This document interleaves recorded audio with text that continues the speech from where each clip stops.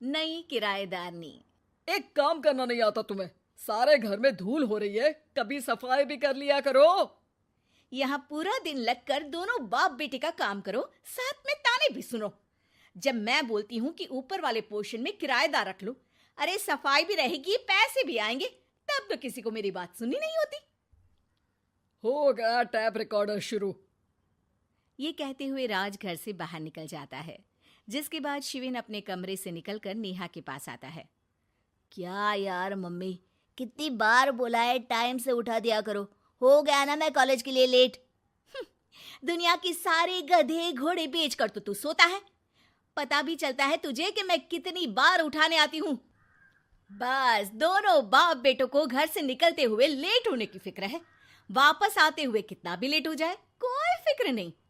ओहो mummy, over acting मत किया करो।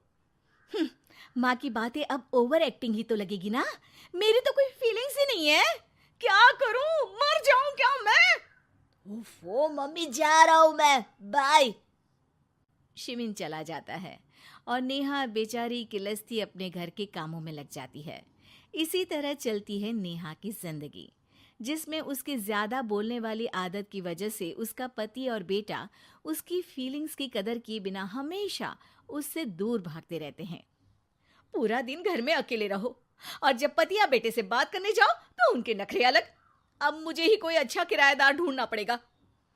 इसी के साथ नेहा किराएदार की खोज शुरू कर देती है, जिसके कुछ महीनों बाद दूसरे शहर से यहाँ पढ़ने के लिए आई निम्मी घर ढूंढते हुए नेहा के पास आती है और वो उसे किराए पर रख लेती है। अगली सुबह हमेशा की तरह राज और शिविन अपनी जल्दी में होते हैं कि निम्मी वहां आ जाती है। दीदी, थोड़ी चीनी मिलेगी, वो कल ना राशन लाने का समय ही नहीं मिला।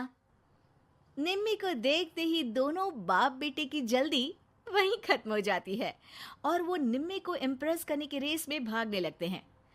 अरे मम्मी को क्यों परेशान करना, मैं हूं ना। अरे तूने आज तक अभी किचन की शक्ल भी देखी है? रुको, मैं लेकर आता हूँ। चीनी का डिब्बा कौन सा है और कहाँ रखा है वो तो पता नहीं है दोनों को। फिर चीनी के अपने मुंह से निकलने जा रहे हो किचन में? अरे मैं तो बस तुम्हारी मदद करने के लिए बोल रहा था। है क्या मदद? और वो भी तुम करोगे?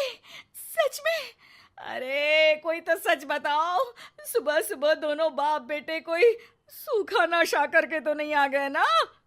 अरे कैसी बेकार की बातें करती हो मम्मी।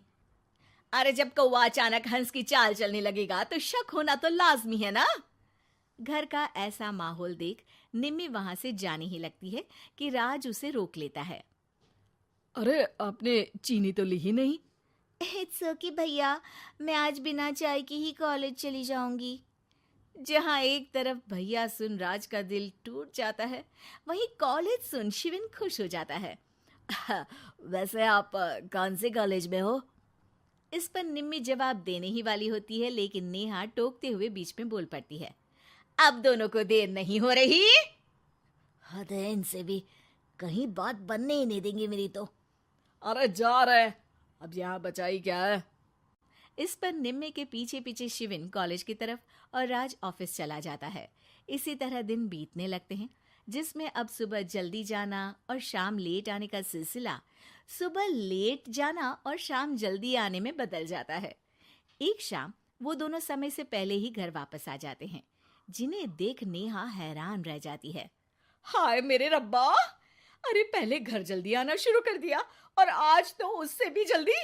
कहीं मैं कोई सपना तो नहीं देख रही? मतलब अब क्या हम अपने घर भी जल्दी वापस नहीं आ सकते? अरे घर तो कितने सालों से तुम्हारा ही है, पर लगता है कि अपना ही है, इस बात का एहसास अब हुआ है। वो सब ठीक है मम्मी, निम्मी कहाँ है? जरा उसे बर्थडे विश तो कर दूं। अरे वाह रे, आज तक तो अपनी माँ का बर्थडे तुझे याद नहीं रहा, उसका बहुत याद है। वो तो मुझे पापा ने याद दिलाया है। हैं? अरे क्या बोल रहे हो तुम झूठे? नहीं बेबी, देखो मुझे तो तुम्हारा बर्थडे भी याद नहीं रहता, तो उसका कहाँ से याद रहेगा मुझे? तौबा, मैंने तो किराएदार रखकर अपने ही पैर पर कुल्हाड़ी मार ली। बेटा तो बेटा, यहाँ तो बाप भी किसी से कम नहीं है। इतनी देर में निम्मी भी घर वापस आ जाती है, जिसे देखते ही शिविन हैप्पी बर्थडे गीत गाता हुआ उसके पास चला जाता है। हैप्पी बर्थडे निम्मी। बताओ आज क्या चाहिए तुम्हें? हाँ हाँ, मांग लो ना इसकी जान। अरे नहीं नहीं, मुझे कुछ नहीं चाहिए, बल्कि मैं तो आज आप लोगों को कुछ देने आई हूँ। क्या क्या देने आई हो? निम्मी अपनी बैग में से मिठाई का डिब्बा और शादी का कार्ड निकालती है।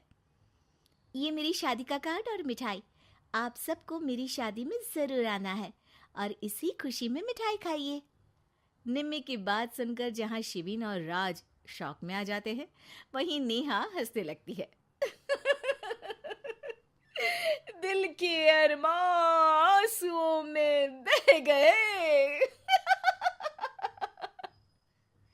नेहा की बात से कंफ्यूज्ड निम्मी उससे इसकी वजह पूछती है, जिस पर नेहा अपने पति और बेटे की सारी करामातें उसे बताती है। आई कांट बिलीव, आपको मैंने भैया बोला, और शिविन तुम्हें तो मैं हमेशा छोटे भाई की तरह समझती हूँ, लेकिन कहते हैं ना, man will be always man. लेकिन आज से ये विमेन सेम नहीं रहेगी इनके लिए। फिर क्या, बाप बेटे आगे आगे और नेहा झाड़ू लेकर उनके पीछे पीछे।